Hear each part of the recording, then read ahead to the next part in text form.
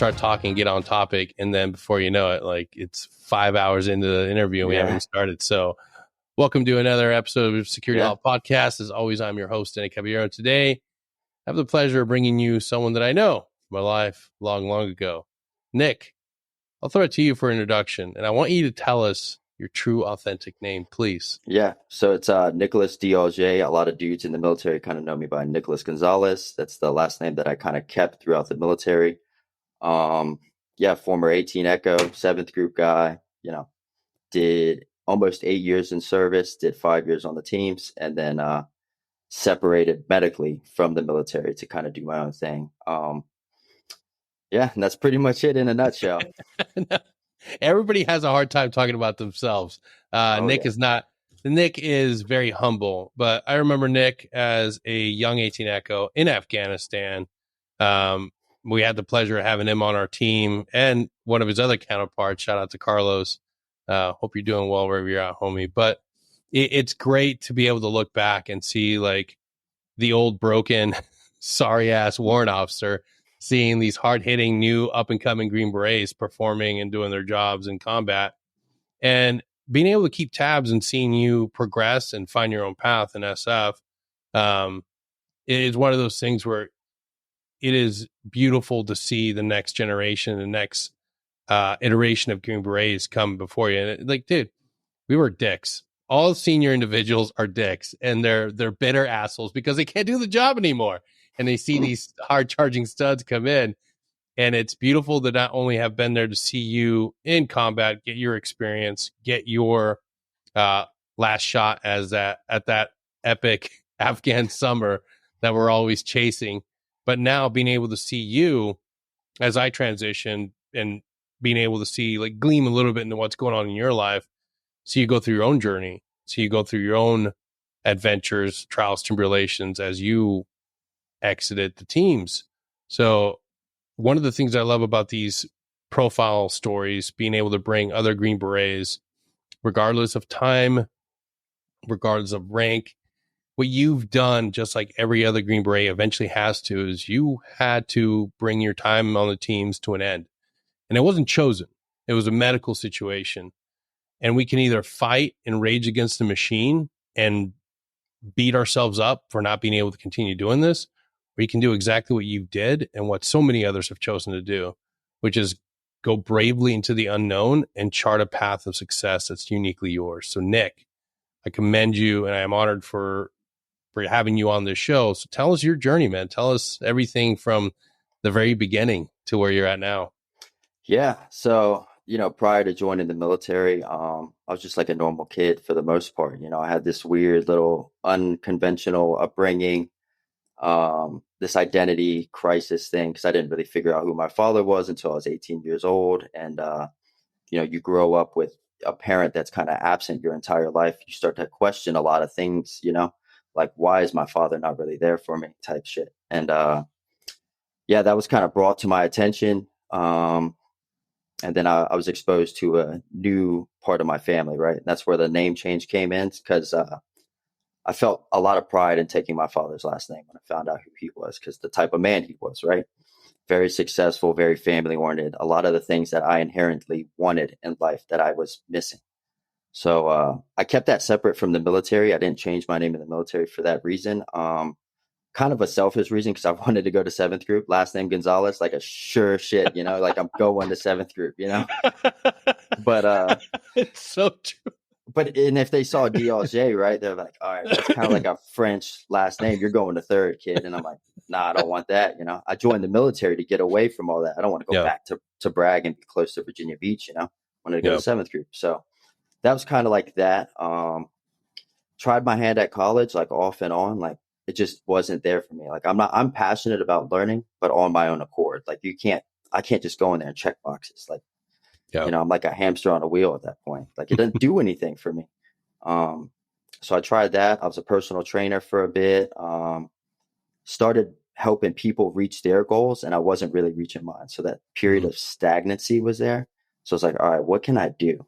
So what I did is I was living with my uncle at the time. I had moved away from Virginia Beach, moved to Charlottesville, and kind of isolated myself to figure out what I want to do. And I went on like a little mindfulness journey, spent a lot of time hiking, a Yeah. lot of time in my own head, because a lot of people, like, they look at war and stuff, but I look at it like the biggest war you fight is between your own ears, really. And that's a daily battle. And you're really just fighting your own ego a lot of the time. And for me, I was like, okay, well, maybe I'll go be a firefighter. And so I tried my hand at that. And I made it to the end of this process. There was like 2,000 applicants. There was 16 that got picked. And the only reason I didn't make it because I lost out to 8 dudes that had military experience. I lost out to 8 dudes that had college degrees. I had neither. So I was like, all right, well, my ultimatum for myself was if I don't do this, I'm going to go into the military. So I was like, all right, what's the hardest thing I could do in the military? Special operations, 18 X-ray. So I enlisted as an 18 X-ray, went through that whole pipeline, and then found myself at 7th Group. Went through that whole journey there, had a good time. Ended up on a dive team at first, spent a long time there. I probably have the record for most times through pre-scuba, which is kind of cool, I guess. Couldn't make it past dive school. Super hard. Yeah. And people, But and people, they don't give enough credit to how hard it is to drown over and over again. oh yeah, Like, I'm part of that club. yeah. Same. It's incredibly difficult. It is a mindset thing, but the other thing is we all have priorities. We all have things, and if it's not in you, if it's not for you, if you don't want to do it, like, there's only so many times you're gonna try to force that peg into that square hole, and it's just like, man, like, it's not easy. It's not an easy thing. I love free fall. I Oh grew yeah, up on a 4 team, and that was my thing. But I found myself on a dive team just like you did, and it's like, yeah. it's a great culture, Oh yeah, absolutely oh great yeah, culture, and I love those teams for that. That it's a different mentality, but you oh can yeah. only go through that meat grinder so Yeah, often dude. before you're like, you know what, dude, Yeah, I've had enough. because whether or not you're like a tadpole or a shark through it all, like there's that bond in the shared suffering, Yeah, dude, and that anxiety that I can't even equate to it. Like you would go to bed, you wouldn't even go to bed, you wouldn't even sleep because you're like, fuck, I'm gonna be in the pool tomorrow all day. yeah, I'm gonna be drowning all day tomorrow, and you never slept, but it was cool. I had a lot of enjoyment, and honestly, like when I was finally able to make it through pre-scuba successfully, I was like, oh, this isn't too bad. yeah. But then there's always something else. There is, Um, man. It's they always say water's the great equalizer. Um, it took a lot, and it wasn't right at the moment. I learned a lot of lessons, and it oh, wouldn't click until I was out of the military. Like, I didn't understand the correlation between yeah, mindfulness and doing bobs till I was like going through a mental breakdown and having to realize, like, oh shit, like, this is a recovery thing. Like, it literally is. Like, you just focus on your breath, yeah, like, exhale all the way out, push up, take a deep breath, and I'm like, oh yeah, wow, like, there's a shitload of mindfulness in this. yeah, dude.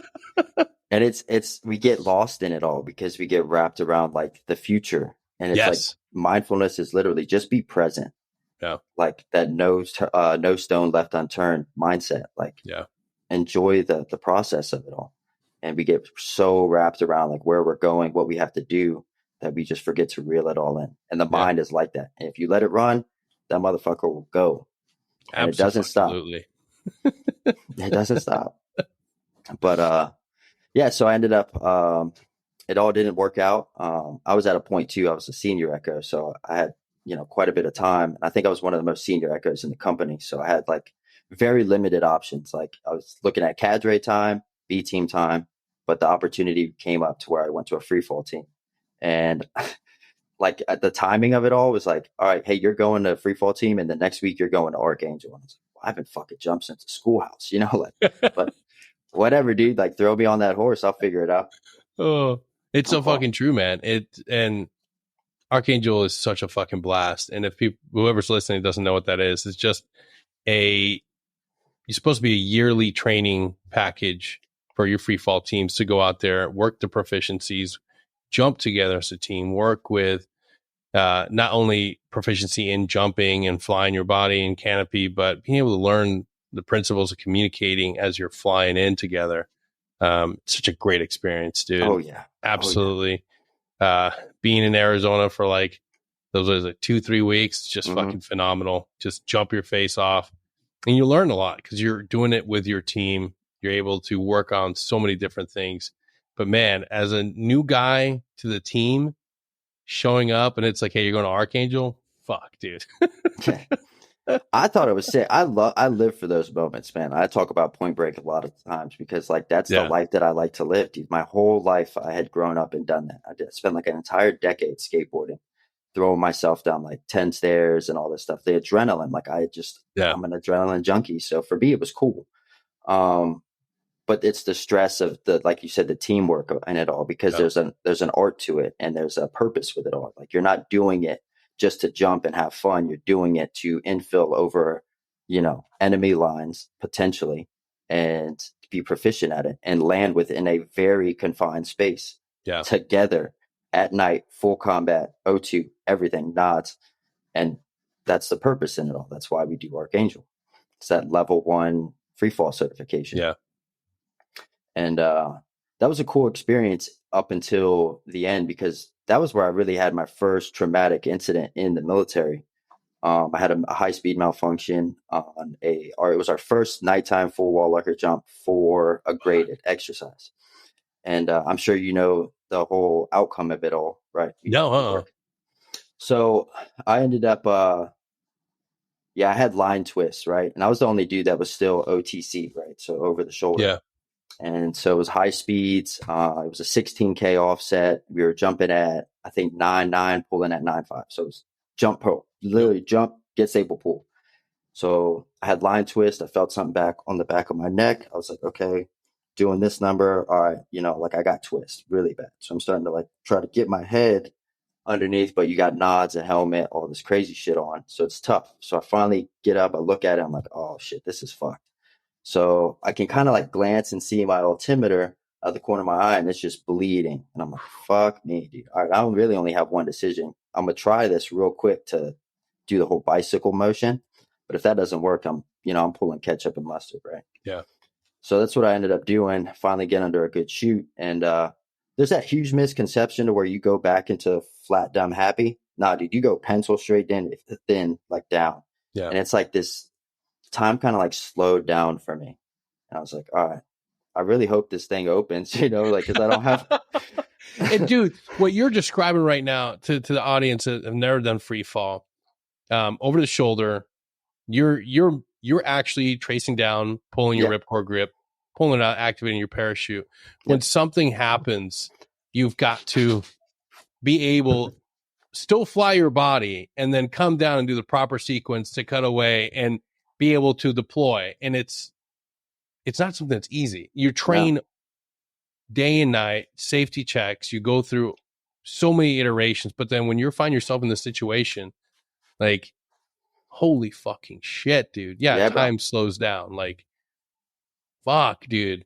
And I'll say this to accredit the military. The military does a really freaking good job in training for deficiencies and malfunctions, because I didn't think about anything. I didn't have time to think. I was so Yeah. worried about what was going on that like I just reverted back to what was natural to me. And it was going back into that sequence for cutaways. And you add all the variables, the ruck between your legs, it's like 45 pounds. Fuck, dude. Nods, nighttime, wind, you're uncomfortable as shit. And Archangel in the wintertime is miserable, bro. You're talking about negative degrees in the air, you're freezing, all these different variables that make it extremely Yeah. difficult. And so I just reverted back to what the military trained me to do, right? So that was the cool part in it all. So yeah, the chute opens up. I'm under a new canopy that's never been used, which is pretty badass, right? And I'm at like 4K. Yeah. So I'm Oof. like, and I'm looking around and I'm like trying to find these people. And at night, like even at daytime, being like that far away from someone, Yeah. super hard to recognize someone. So I'm like looking for strobes. And I'm like, I don't see anyone. And I'm like, but I'm looking at my heading and I'm like, I'm going the wrong way. So let me turn on heading. And so I'm like, my only option is to get as close as I can to the designated impact point, the dip. Yeah. And hopefully one of the JMs picks me up. So I do that. And then for like some context, if you're in Arizona, anything that's green is going to kill you. You don't want to land there. And then there's power lines that are super low. It's all janky trailers in the middle of Sawtooth, Arizona.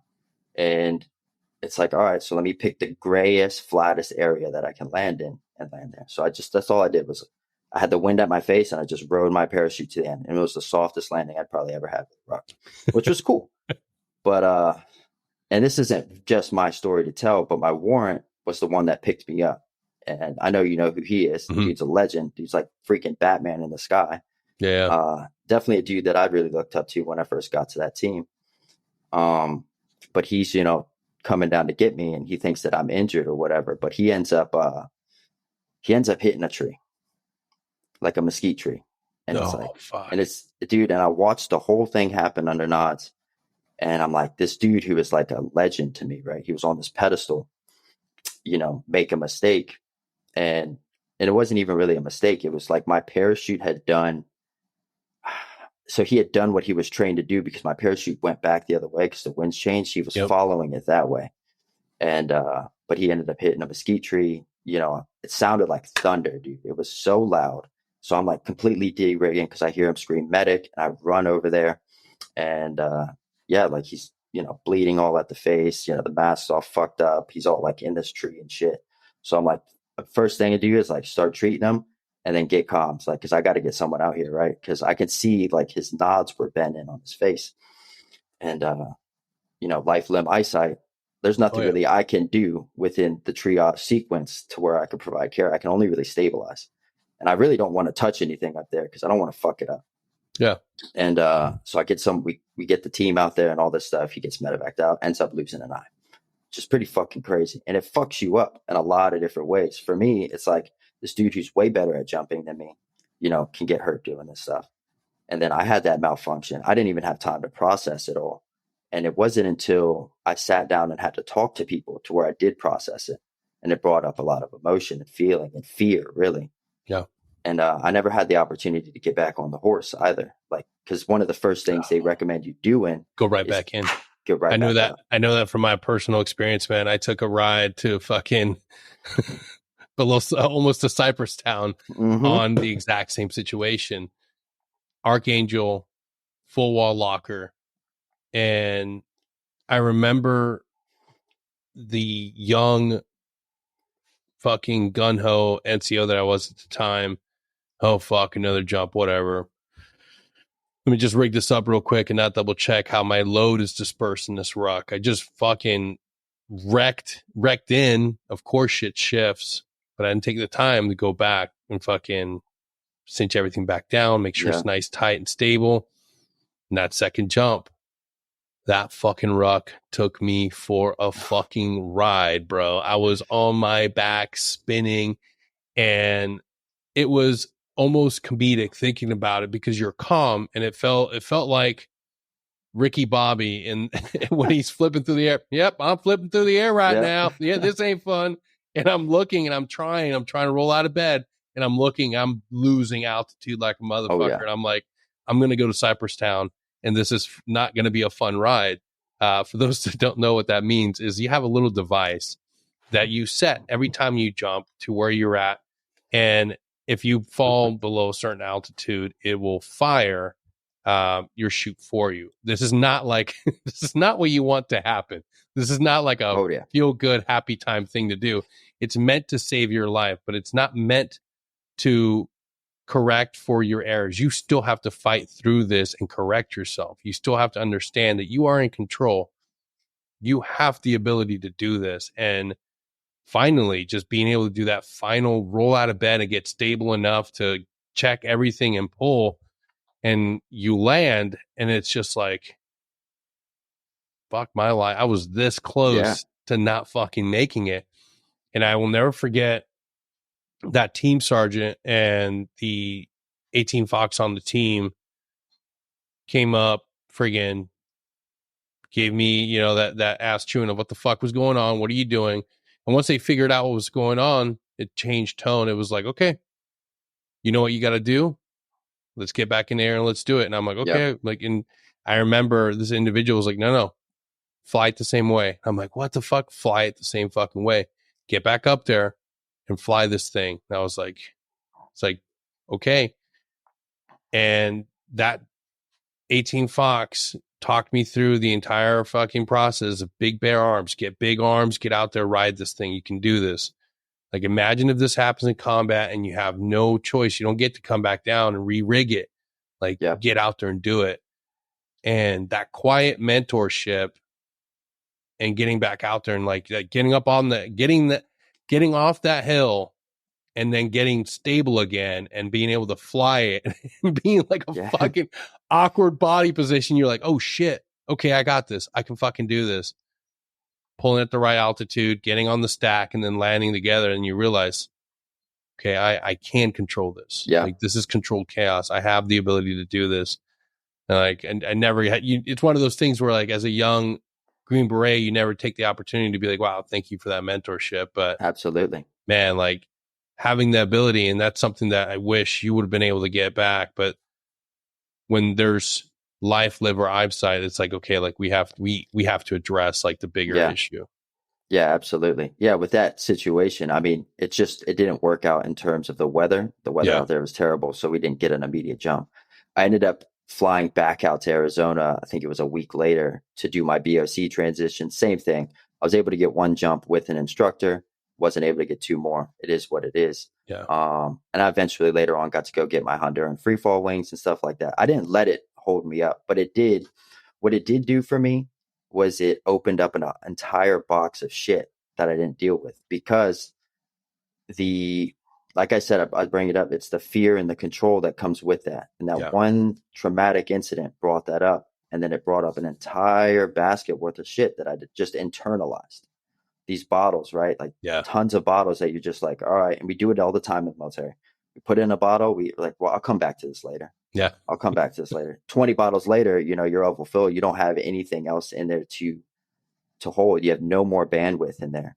And then you're forced to deal with it. So with that, it was like, all right, well, now I have a ton of anxiety, because it's like, next time I jump, is this going to happen again? Yeah. Was this my fault? Like, I felt partially responsible for what happened to another individual.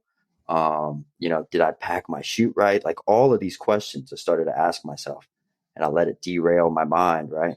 When deep down, it's like, I know I got this shit. Like, I was trained to do it. I can do this again. It was just a mistake. That fire and forget mentality kind of slipped away from me, and I let it run my life in a lot of ways, because the fear that came with it, like, it was little shit in my life. Like, I couldn't ride as a passenger in a car, right? Because I didn't feel like I was in control of my own life. I had to always drive myself. Yeah. Like, I didn't feel comfortable. It was like very unsettling. Same thing. If I flew commercial air, I'm like, well, fuck, I don't even have a parachute. I'm dead. If something goes, like, just little stuff like that, though. And you don't think about it until you go through an experience like that. And then that stuff trickles into relationships. It trickles into everyday life. Like, you find yourself becoming more controlling, more fearful of uncertainty. That's how anxiety works, right? It's all uncertainty based. So all it did was it opened up this entire box of shit that I had put away for the rest of my life, for the past 29 years at that point. And I was forced to deal with it, right? And then with the military transition coming up, like, it didn't make anything better. So that's my 2 cents on it all. Dude, yeah, fear is a powerful thing, man. I struggle with it a lot. I think all of us, when we come back from multiple trips, or going into like your 4th, 5th, 6th, and for some guys 8, 9, 10th, at some point the fear comes in. It's like, am I going to survive this? And then it stays with you the entire time. You're constantly like, am I going to survive this? Am I going to live through this? And is this the one? Rather than just embracing and saying like, hey, there's a higher power at work. Oh yeah. I don't have control over this. I don't have to fear it. Yeah. Like, I don't have control over it. Being able to say and be at peace with that. That took me, I'm 39 now. So I was like 37 going through treatment to realize, like, if I don't have control over it, why am I giving it my mindset? Why am I giving it my peace of mind? Like, and then understanding that fear is a powerful friend. It can be a powerful ally. Mm-hmm. The greatest things we've ever done in this world came with some sort of fear. Oh yeah. Like, but I don't have to stay and live in fear. Exactly. Like, fuck. Okay. Like, and nothing, and I don't care what anybody says, like, when anybody transitions, you will be in that state of ambiguity and fear. Mm-hmm. Like, and that's a thing where you have to realize, like, you've been successful. You will be successful again. Yeah. Like, and guys are willing to just stay in something that they don't want to do, or force themselves into an unhealthy mindset of like dealing with suicidal ideation, dealing with stress, and constantly telling themselves, I have no hope, I have no other option. It's like, you do, bro. You Yeah. do. You have Yeah. tons of options. Yeah. I mean, the entire world is your oyster. And Yeah, it's dude. like, yeah, you talk about and that's where like the military, it kind of sets you up for success and detriment in a lot of ways, because you become accustomed to this lifestyle where if you show up in the right time, place, uniform, you do 90% of that right there. You're Yeah. going to be successful. That's the only three things you really need to do to be successful in the military: right time, place, uniform, and then put in the work, obviously. But when you separate, you no longer have the military or that larger organization holding you accountable. So it's like there's that uncertainty there. Like, what am I going to do? Like, Yeah. where do I go from this? Because you're so used to the military telling you everything that you need to do. And now you have this complete freedom of your life and what you can do. And you get wrapped around that. And that's where people kind of get held up in it all, because they don't really let go from that. They don't Yeah. move forward. They get stuck in the mud. You bogged down in it, and it's so hard to pull somebody out of that, and then Oh, to yeah. realize like, hey, it's not up to me. Like, I don't have to pull anybody out of that. Yeah. Like, when you realize how good it is to find your own path, to find your purpose, you want to help others. Yep. But sometimes it's just being there, just being available, waiting for somebody to ask. And that's like the hardest part, because I see dudes struggling to find like their purpose, their identity. Yeah. And it's like, you want to pull them through that. And it's like, no, dude, I can't. I can You be can't. there. I can wait. But yeah, that's been one of the biggest struggles that I realized. Once you know the truth, it's almost like once you see the Matrix, you realize No, it. for real. And you see all this stuff everywhere on the internet, and it's Yeah. so true, but you have to experience it in order to believe it. Yes. That's it. Dude. Yeah. And the internet's a great place like that, but you can get lost in it. And all you do is if you keep feeding yourself it, but you don't ever believe it or you don't ever act on it, you never experience it. And that's where the real change comes, is from the experience. Like, Yeah. and that self-belief and that individualism and that authenticity and repurposing your life, right? That's where it all comes from. That was the hardest part for me, separating, was letting go, because understanding that the army and the military in general is a train, and it doesn't matter who gets on or who gets off, that thing always goes forward. And if you hold on too long, you just get dragged further and further from the path that you need to be on. And understanding that you're no longer a part of that team environment, and it's time for you to be an individual again and do everything that you want to do in life with zero restrictions, because there's nothing telling you that you have to do something.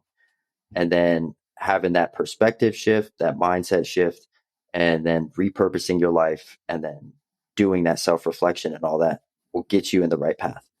Dude, you said it right there, man. Self-reflection, looking inward, like having to bring that concept up to somebody and them say like, what the fuck you mean? I'm like, just be still, look inward, dude. Yeah, dude. Slow it all down.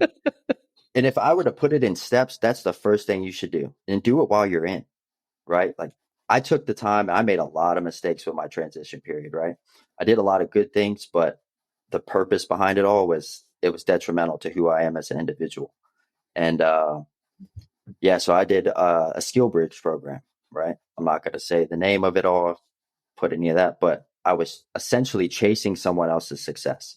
I saw one of my buddies having a ton of success at something that I knew I could be successful at. I had sales experience prior. I have 95% of a degree in cybersecurity. I'll probably never finish it, to be honest with you. That's okay.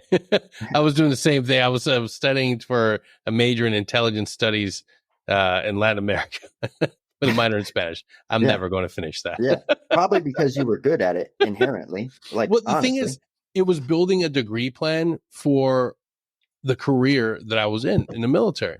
Like, I recently re-enrolled in ASU in a completely different path for a completely different degree path.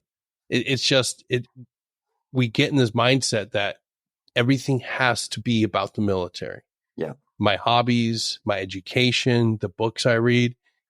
And at that point, I don't have an identity.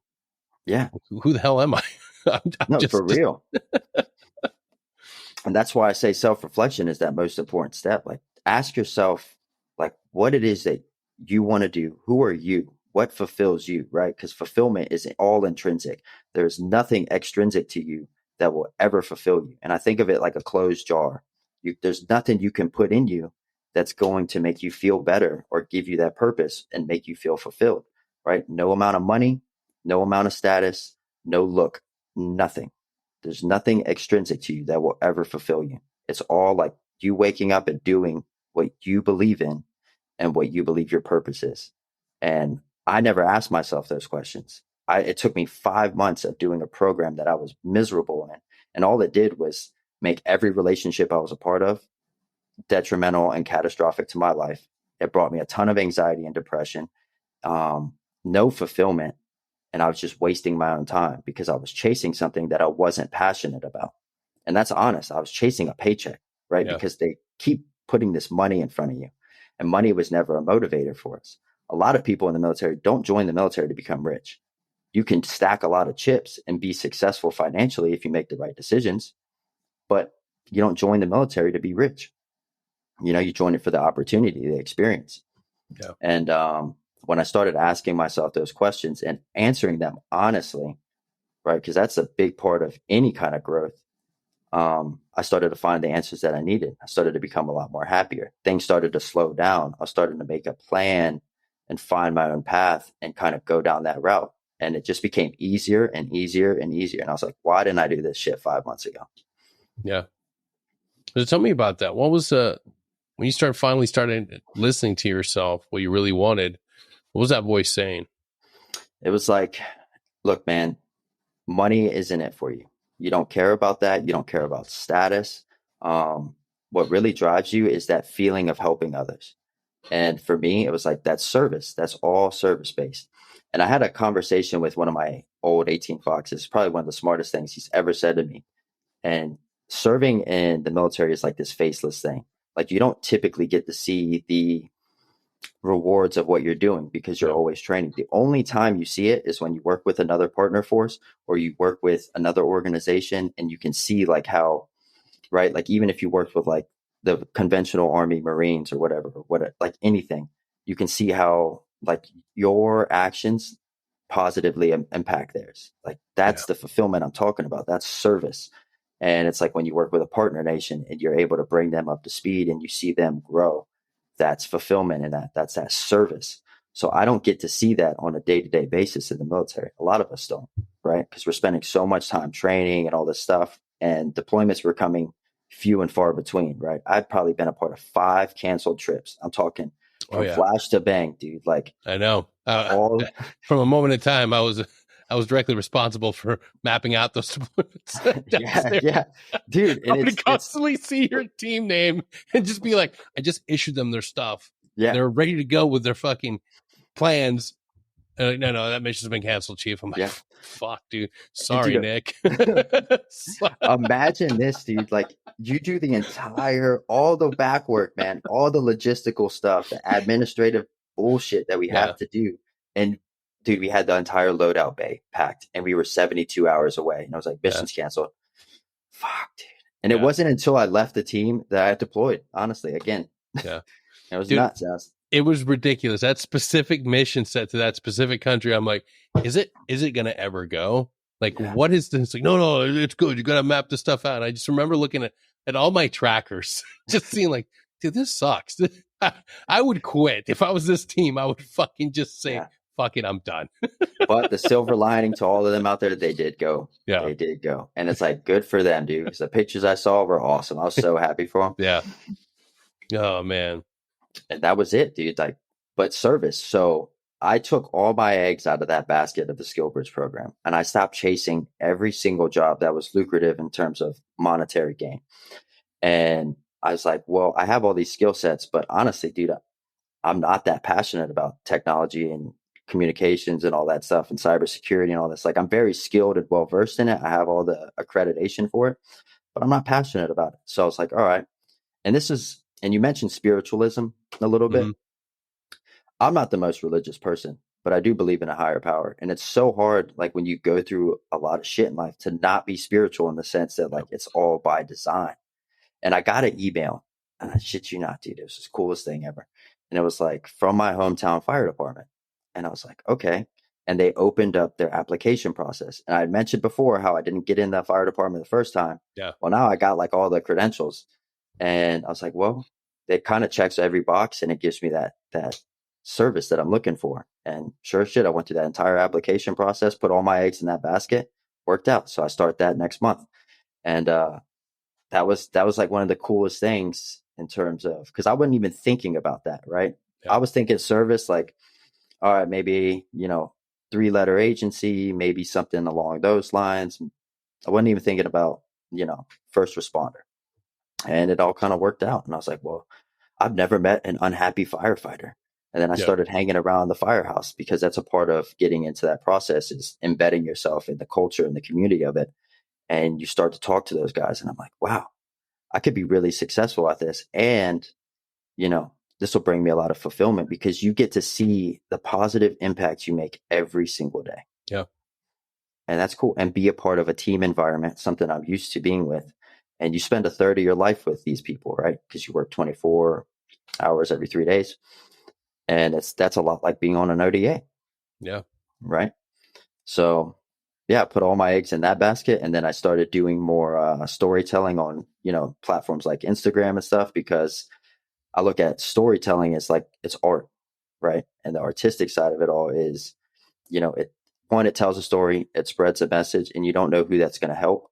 And then it induces a feeling or an emotion, right? That's good storytelling. That's good art, right? You had that Invader girl on Yeah. your Yeah. podcast, right? Her art tells a powerful Oh story, yeah. right? And for you, probably induces a lot of feeling and emotion. Sorry. That's him agreeing with that statement. Don't worry, we never edit this stuff out. It'll stay in. That was Charlie, Blue, and of course our youngest one, Marley. So fun fact, if you use Yeah, your dogs for your podcast or YouTube videos or Instagram, you can actually write them off as an employee. I didn't really? know that. So That's IRS, cool. if you're gonna investigate me, I've been doing it this whole year, motherfuckers. And that's how you get audited. Hey, you might want to edit this one out. Never. But yeah, man, it's when you look at art, and that's one of the things that drove me to go head first into this endeavor, to tell these stories, to be creative. We've been told our entire lives. I grew up really rough, and I was always denied this ability to like explore art, to explore storytelling, to be able to express and do creative things. Now as an adult, and I figure out like the importance of identity, this is something that I love to do. Like this is Yeah, something, like it costs me next to nothing to do this. All I have to yeah, do is find more motherfuckers willing to talk. And I'm going to continue doing this probably till I'm like 80 or 90. Because why the fuck not? yeah. And I mean, there's so many people that you meet, Yeah. directly, indirectly, through all of this stuff, that, and it's, the way I look at it is like, if it helps one person, great. If it helps a million people, even better. But, like the worst thing that could happen is it just falls on deaf ears, Yep. but the best thing that could happen is you save someone's life, you change someone's perspective. And Absolutely. that's the positivity in it all. And that's the way I look at it all. So I started doing that after I helped myself. And that's the important piece that I want to talk about. It's like, make sure you help yourself first, and then you go on to helping others, because Absolutely. you can come off disingenuine because you don't quite believe what you're saying. Yeah. And once you kind of establish your own authentic self, your individualism from it all, then you can help others. So that's what I'll preface with that. But I started telling the same stories that I'm telling here on there through, I would take a really badass picture and tether it to a long story, and it got a lot of shares. It attracted a lot of volume. And then that opened me up to starting my own business, right? So I started the Gnar Detachment, and all that is promoting a lifestyle. That's it. No, Just every day do something rad. Every day. And I talk about the movie Point Break, you know. dude, and we It's got to segue to that because that is a huge connecting point for all yep. of us. I don't know if you remember our deployment shirts. Like, it was fucking, we had the same theme. Like, Yeah. I've Dead presidents. Eric, myself, fucking Kyle, and even other friends from other teams. Like, we have this love for Point Break. Point Break is easily one of the most Green Beret movies ever. Oh yeah. Why? Because you're constantly struggling from wanting to do Yep. the right thing and be a fucking hood rat, doing Yep. hood rat shit with your friends in the Yep. middle of Afghanistan. Like, there is such a fucking pull and desire to just cut free from what society tells you is important and should be valued to doing what you know you want to do. Like, Yeah. and it's having that fight, that internal fight. There's a within all of us, there's a Johnny Utah and there's a Oh yeah. Bodie. Oh yeah. And that's Oh true. yeah. Fuck the whole wolves. Yeah. There's never a wolf inside you, but there Nope. is a Johnny Utah and a Bodie, and it's a constant struggle of wanting to just cut free and just live a life that's just free of control and regulations, and then wanting to toe the line to make that paycheck to support your family and Yeah. live that fucking quote unquote American dream. But fuck, it's such, yeah, man. Like, it blew me away when you had the same, when I saw Yeah. your stuff on Instagram having the same, and I'm like, this is it. This is Yeah. anecdotal evidence at best, but it's true. We all fucking connect to Yeah. Point Break. Yeah. And it is. I mean, so many people watch it for like just the radness alone, right? Yeah, Obviously, FBI agent goes out there, they're going after the criminal, bank robberies, free fall, surfing, love story. It's just this badass story. But if you look at it for what it is, and it's just like you can have freedom and you can have boundaries, and there's a balance between both. yeah, And that's it. Like that to me is what I equate living to. Like you can have both of these things in your life. There's no need to sacrifice. And in the military, I sacrificed skateboarding because I didn't want to get hurt. yep, Like, you know, if I had showed up the next day to work with like a rolled ankle or stuff and I couldn't go to the range or I couldn't train or something, I didn't want to have that conversation with my team sergeant. I yeah, didn't want to get yelled at.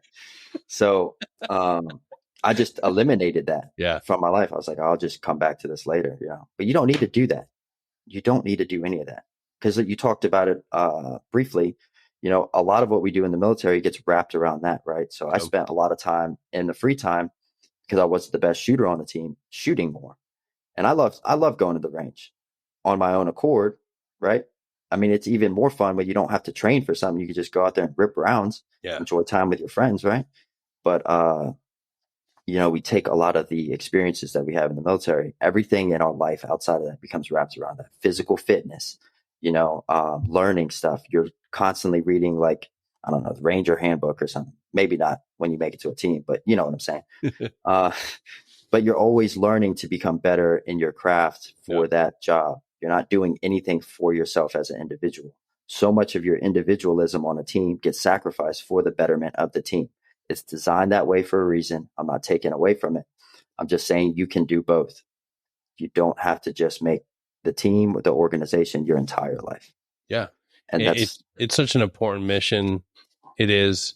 It's such an amazing organization, but you have to devote time into cultivating things that are just purely for you.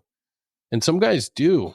Some guys make that time, but a vast majority of the guys on teams, like, they get lost in that identity. oh, yeah. They get lost in the idea of, like, I'm just gonna go fucking shoot. I'm gonna get my civilian license.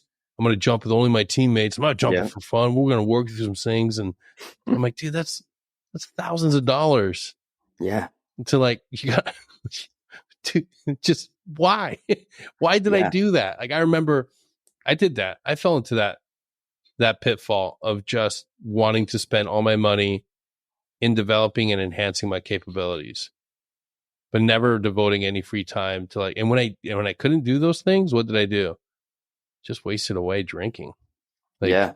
fucking going to Red Door, going to AJ's, drinking, non-fucking stop. For what? I could have taken, and I remember even when I was getting my degree, it wasn't out of enjoyment. It was just like blowing through these classes as fast as I could so that I could get this thing that said, yeah, intelligence expert. Yep. Yeah. From AMU. Why? And no development into who I was. So, of course, no wonder I went through a mental health crisis. No wonder I fell apart when that identity was being removed from me. No wonder I sat there struggling to realize, like, what do I enjoy in life? Like, Yeah. fuck. But Yeah. it's finally being on here on this other side of it where it's like, it is rewarding to be able to say, like, I know who I am now. I know what I value. Oh, yeah.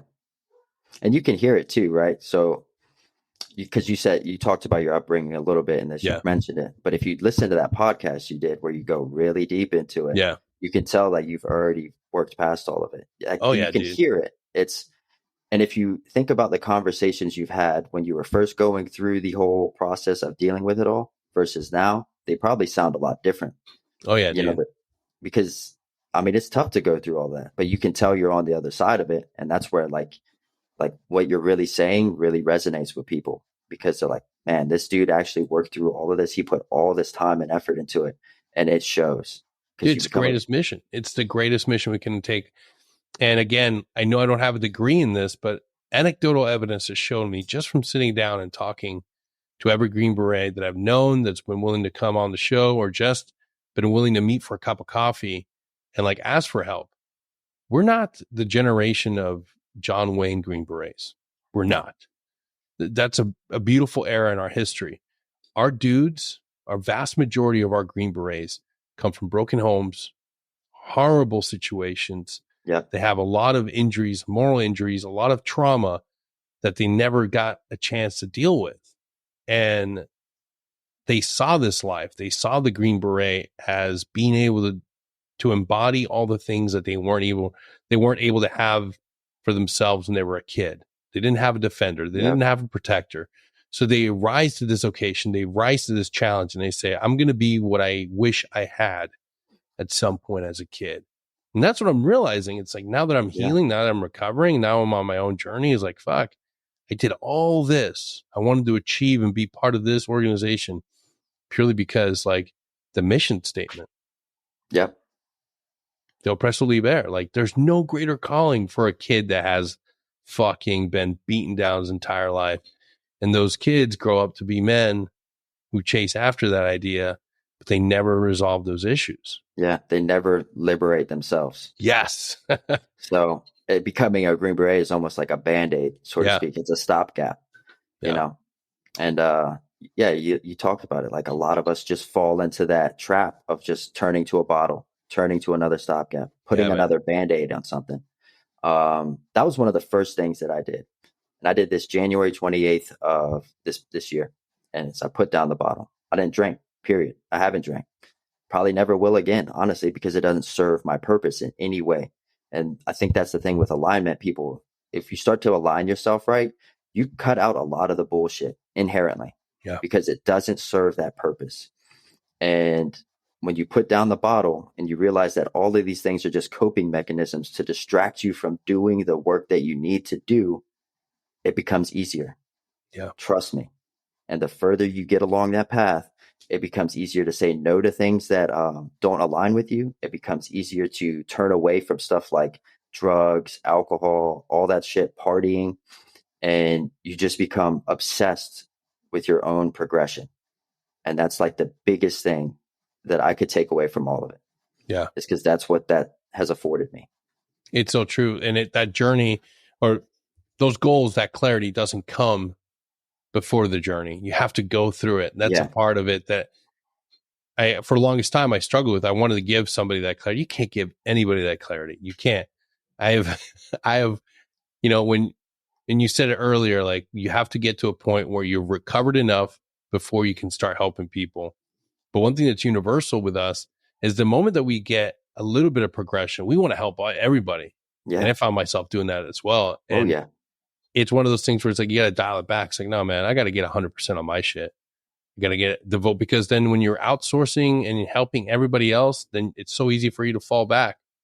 to not utilize your actual coping mechanisms, to not utilize all the modalities that help you, to not go to therapy. It's like, fuck, like, no, if I want to help people, I need to take care of myself. I need to go through my journey. Yeah. Like, you'll be able to influence and help other people purely by living your path. And one of the easiest things we could do, all of us, is not drink. Yeah. That's the simplest sign of solidarity. So many of our brothers, I didn't know because I was ignorant. Alcoholism and drug use is huge in our community. Oh yeah. And I purely didn't want to acknowledge it or think about it as being a huge issue because I'm drinking too. Like, whatever, it's no big deal. But the moment you stop drinking and you stop going to those places and you start seeing the pictures on your feed and you start seeing your friends and you're like, wow, dude, you don't look good. You Yeah. look fucking rough. What are you doing? Oh, what do you mean, man? It's just a weekend party. And I'm like, yeah, dude, but you're 38. Yeah. Like, your body can't take that. Yeah.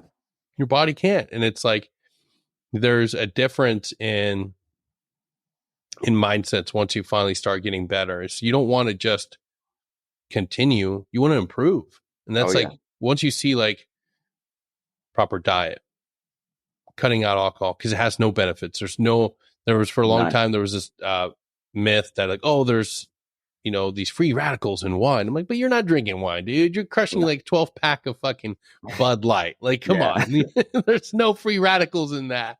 But there's all these lies that we tell ourselves, like, oh, it's only for a little bit. It's only on the weekends. It's like, no, dude, like you're choosing to continue drinking purely because people have told you and sold you on this lie that it's what you need to do to relax. Fuck that. Go work out. Pick up another hobby. Spend time with your Yeah. wife. Remove drinking out of your life. And I don't care what people say. Like, you can get completely turned off in this episode now because we're going on this health rant, but I don't care. Yeah. The greatest thing you can do is prioritize your mind, body, and spirit. And if you don't think cutting out alcohol is included in that, then hey, it's okay. Continue living your Yeah. life. I'm going to continue living my life. But I realized, just like you did, Nick, the moment I cut alcohol out, and the more I realized that it's like a cultural and social thing, it's like, oh, what else has people been telling me that is good for me that I can cut out? Yeah. For real. Honestly. Yeah. And it's yeah, I mean, I think it all just goes back to like, what are you using it for? Like, what are you hoping to gain from this?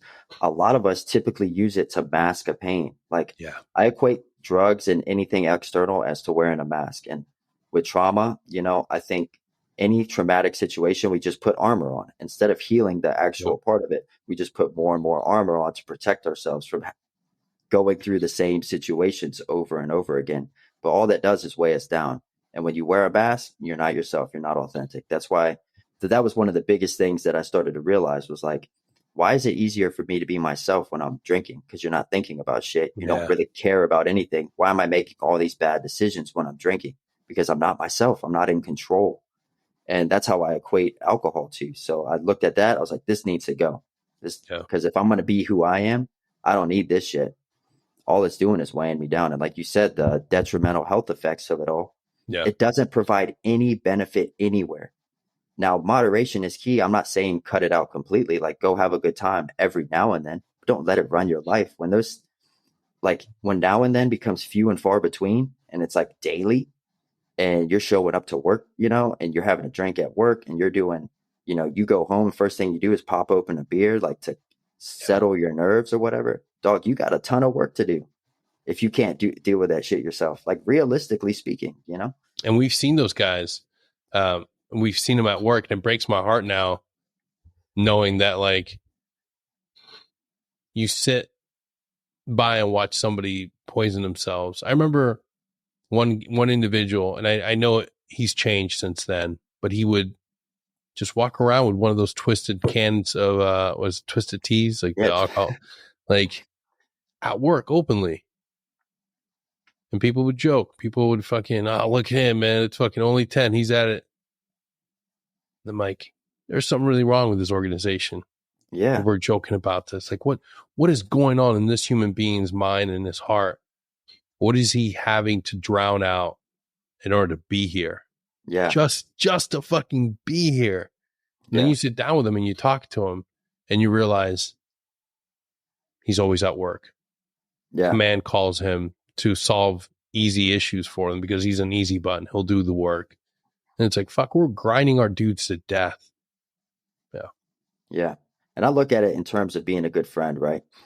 Part of being a good friend is not enabling your friends to do stuff like that. And there's so many times where I bit my tongue because, like Yeah. we enable that shit in our organization so much. Like, oh, that's badass, or we'll put like a label that it's really not, dude. It's not badass to show up to work and at 10 a.m. have a drink. Yeah. I'm sorry, dog. It's not. Like it's It's not. badass. It's badass to show up to work on time and get PT in and be like constructive towards Yeah. the team. It's not badass to have a drink first thing in the morning. It's Yeah. not.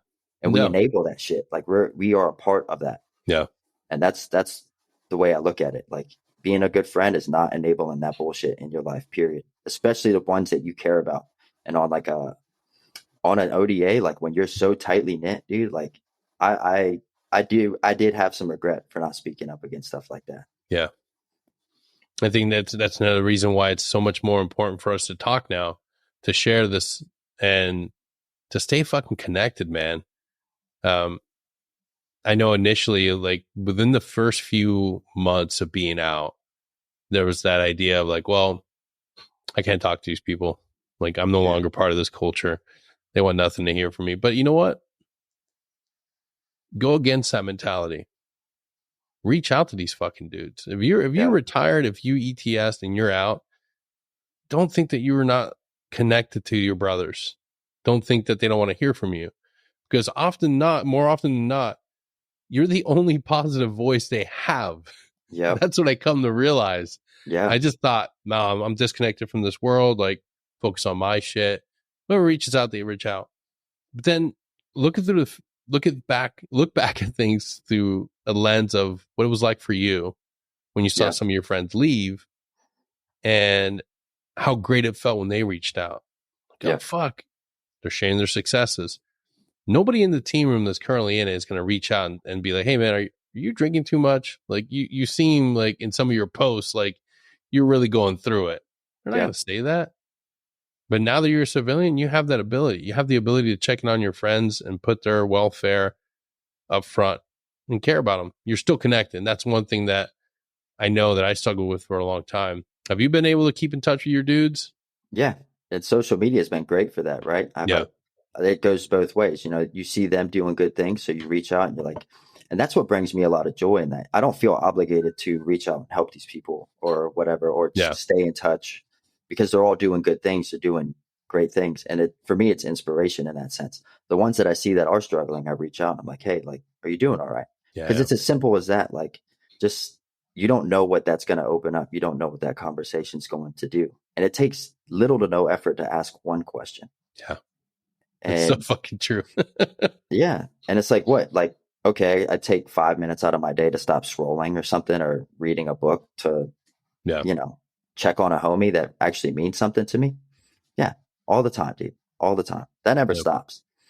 And yeah, it's important. I'm going to segue back to one of the things that you said, and it was like about just being a better person. Yeah. And the Green Beret entirely. One of the things for me, perspective wise, that really helped me was like, I was not going to let the Green Beret be the best thing that I did in my life.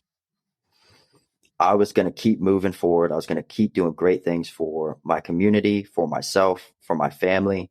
And that was it. Like, I wasn't going to let the Green Beret be on the mantle, be like this remember when story. Like, remember when I was this badass dude. Remember when I did all these great things. Like, nah, dog, I'm moving forward. Like, I got shit that I want to do still. I'm like 30 years old. I still got X amount of years to keep living. Bro, you're not even in your prime. That's a beautiful thing. We get told, or we see it on the team. We see a brand new dude that's like 22, fucking yoked out of his mind, can do everything. You're like, fuck, dude, I gotta keep up with this fucking dude. All right, gotta put more time in the gym. And it's like, dude, that's a fucking kid, man. Yeah. That's a fucking kid.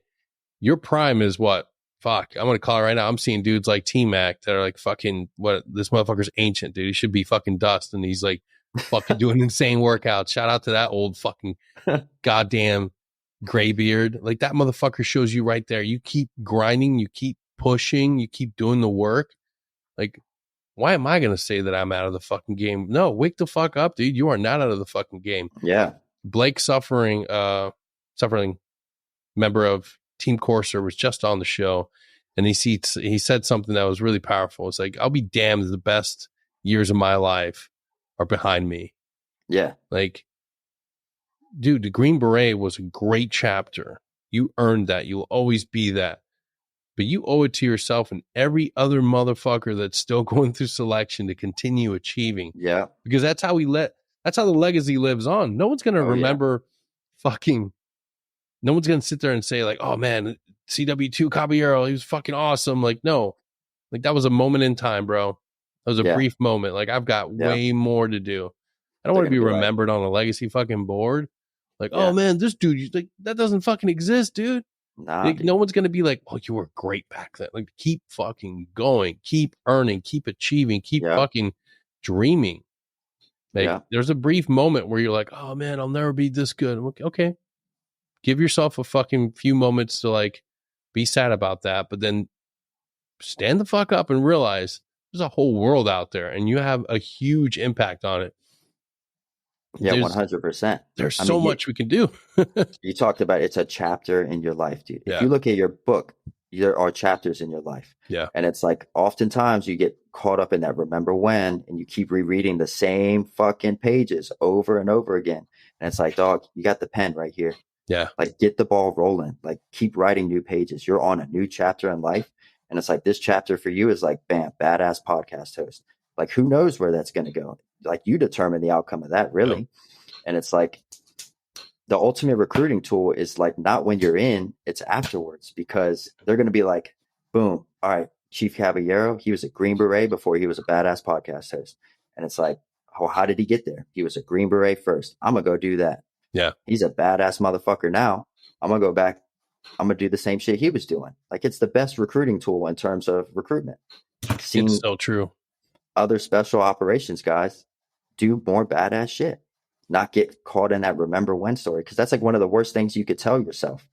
And you live there, and like you find these dudes, and you'll see them when you go to like reunions and stuff like that. Yeah. And it's like they got a bottle in one hand, like, remember when I did all this badass shit? And it's like, yeah, dog, that was cool. I'm not going to take that away from you. Like, you were a badass then, but I look at you now, fat, slow, out of shape, like drinking every day, unhappy.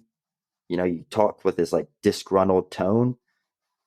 Angry at the world for having passed them by, when in reality they could have just kept running. One of the greatest examples of like continuing to stay in the fight, and not everybody can be like Sergeant Major Billy Wall, but look back at that dude. Oh yeah, that motherfucker stayed in the fight, stayed in it through his 70s, fucking 80s. Like, who the fuck am I not to try to achieve that? Who am I to not try to stay at my best physical fitness, continue to try to do more, do better, to be of service to others? Yeah. Like, why am I going to let myself just get stagnant, fat, lazy, put on a fucking I used to be cool hat and then be grumpy? Fuck being grumpy, dog. Dude. Be happy. Exactly. Dude. Just be happy. And it's because you almost do the regiment a disservice by doing that, by falling into that trap. And it's like, when you look at it prospectively that way, and I that's probably one of my favorite words is perspective, because it's all perspective determines a lot. It determines whether a mistake is definitive. It determines whether something is good versus bad, better or worse, like a learning lesson versus a not learning lesson, right? And if you just have that perspective to just look at things differently, like, all right, what does this do for the regiment if you're so wrapped around it? If I stay stagnant, if I don't do anything better outside of it, it's like you do a disservice, really. Yeah. Because it kind of tarnishes the name. It kind of devalues it a little bit. But if you go out and you do great things, you're serving your community, you're doing positive things, you're improving yourself daily, you're inspiring others, boom. Now you make the Green Beret more valuable. Yeah. Now it's like this dude was a Green Beret, and now he's doing all this stuff. That's awesome. And Like that's the way that's it where the should value be. comes. That's Absolutely. exactly what it should be. Being able to look back right now, I know there's a recruiting crisis, there's a shortage, and there are things that we can do. Let dudes And grow beards. yeah, let dudes grow beards is number one fucking thing. And Yeah. stop getting in our business in the team Yep. room. Leave the team room alone, goddammit. But the greatest thing that we can do as salesmen and recruiters is live the best fucking gnarliest fucking life Yep. imaginable that will have a kid that's growing up and say like, wow, Mr. Caballero, like you're fucking rad. What did you do? It's like, oh, dude, I've lived. And for a brief moment, I was a fucking Green Beret, a pretty fucking rad endeavor in life. And that gave me the building blocks to do this Oh yeah. crazy shit. And Yep. they'll be like, wow, mister, how do I do that? It's like, well, you got to take your ass over to Camp McCall and learn how to suck. For real though, dude. For Someone real. needs to make that commercial. Hey, dude, that would be it, dude. Honestly, sign me up. Like, actually, you know what? I'm going back in, dude. But honestly, man, like, because if you think about it in full, like you learn so many lessons that you don't realize in that immediate moment, Yeah. right? Like, as a Green Beret, like I look back and I'm like all the things that it's taught me. It's like how to deal with adversity, right? Um, how to be uncomfortable because you're extremely uncomfortable all the time, dude. Yep. You're like how to deal with anxiety and stress, right? We allow it to kind of rule our lives. That's where we fall victim to it. But going through the Q course, you're dealing with that shit all the time. You're always being watched.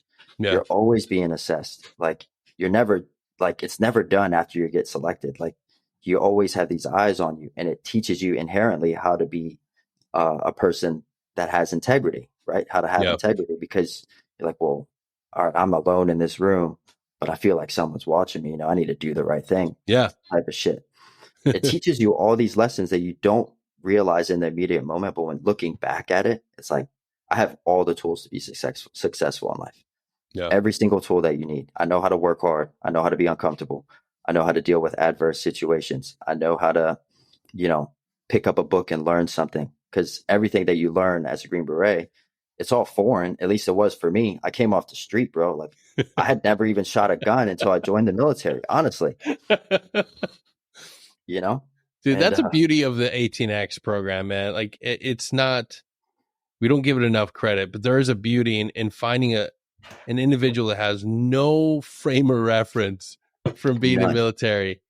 And it's like, hey, you want to do the hardest fucking thing imaginable?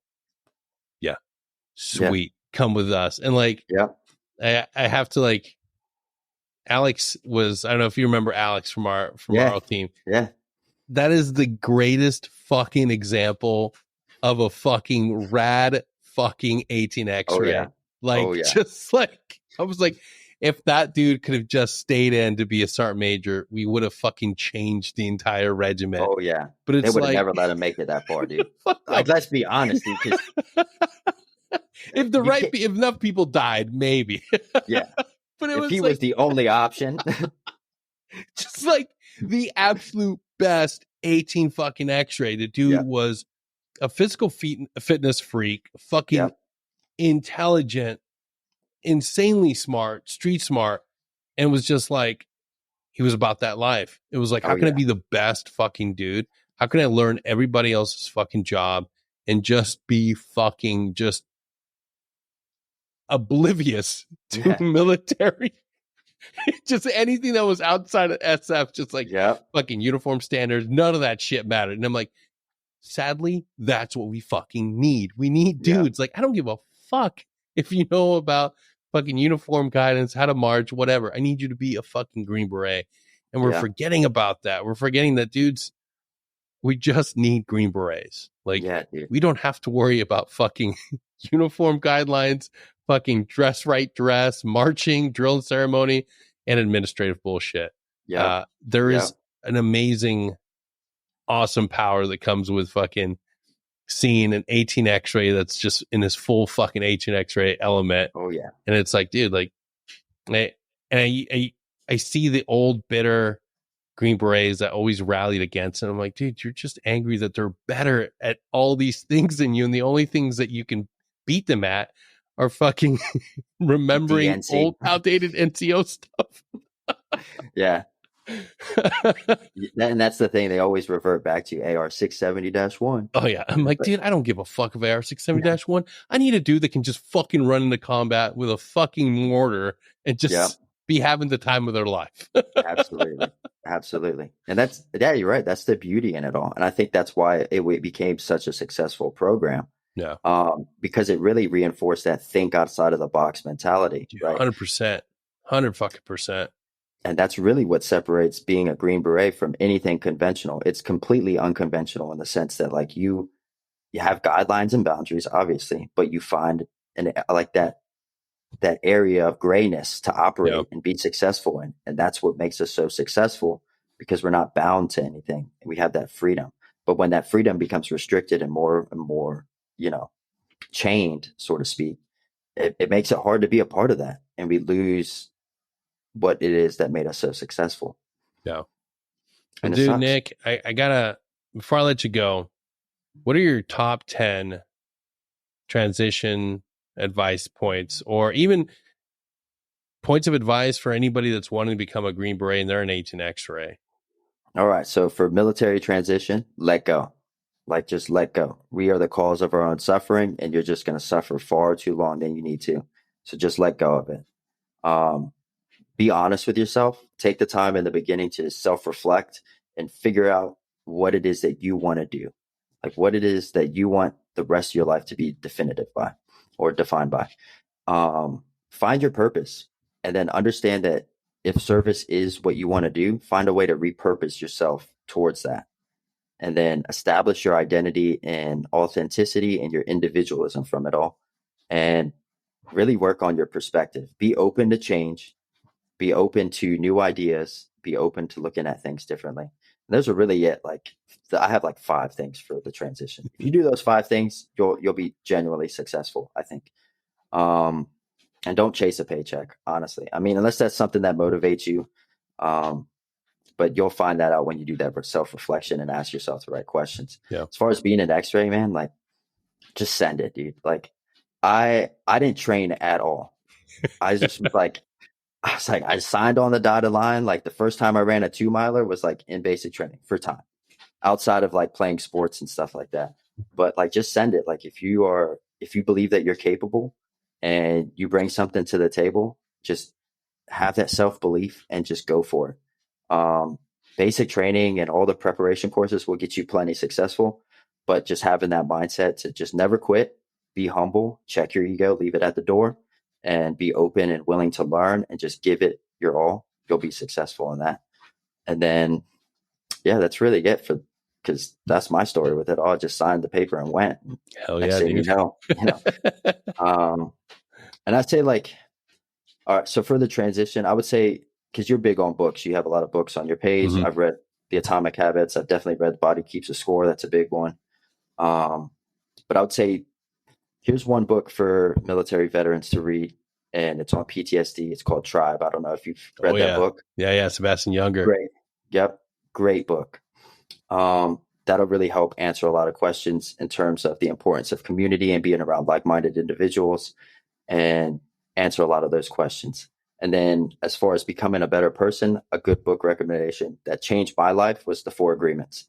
Yeah. And I don't know if you've read that one as well. Nope. Again, another super popular one. And, it allows you to let go of all those past agreements that you have in your head. And if you're just impeccable with your word, you don't make assumptions, you don't take shit personally, and you always do your best, you do those 4 things every day, you'll be a lot happier.